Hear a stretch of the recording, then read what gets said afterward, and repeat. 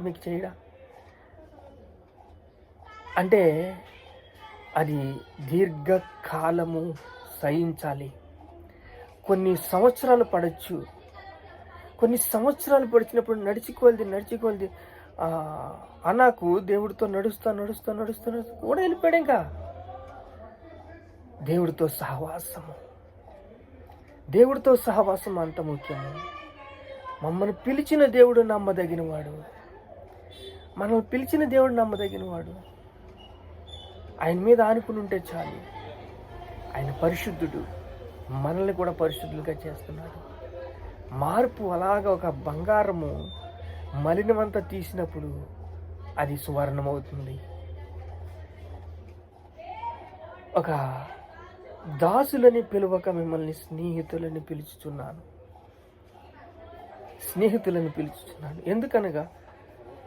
ఎందుకనగా అంటే నా తండ్రి వలన విలువైన సంగతులన్నీ మీకు తెలియజేసి తిని. నా తండ్రి ఏం చెప్పాడో సమస్తము మీకు తెలియచెప్పాను.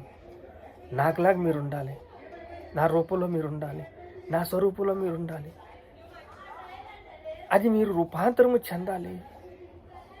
మీరు స్నేహితులుగా ఉండాలి.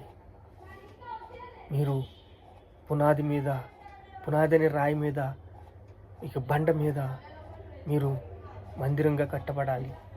సజీవ రాళ్లతో మీరు కట్టబడాలి.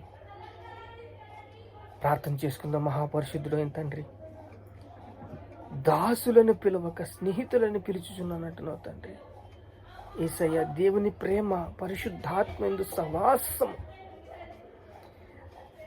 సహవాసముతో మిమ్మల్ని ముందుకు నడిచే భాగ్యం ఇచ్చావు తండ్రి. పరిశుద్ధాత్మిక సహవాసముతో యేసయ్య నాయన స్తోత్రాలు. రక్షకుడా స్తోత్రాలు. పరిశుద్ధాత్మ దేవా స్తోత్రాలు. నశించిపోతున్న ఆత్మను రక్షించుటకు కృపనిచ్చావు తండ్రి. స్తోత్రాలు. ఘనత, మహిమ, ప్రభావం మీకే చెల్లిస్తున్నాను తండ్రి. ఆమేన్.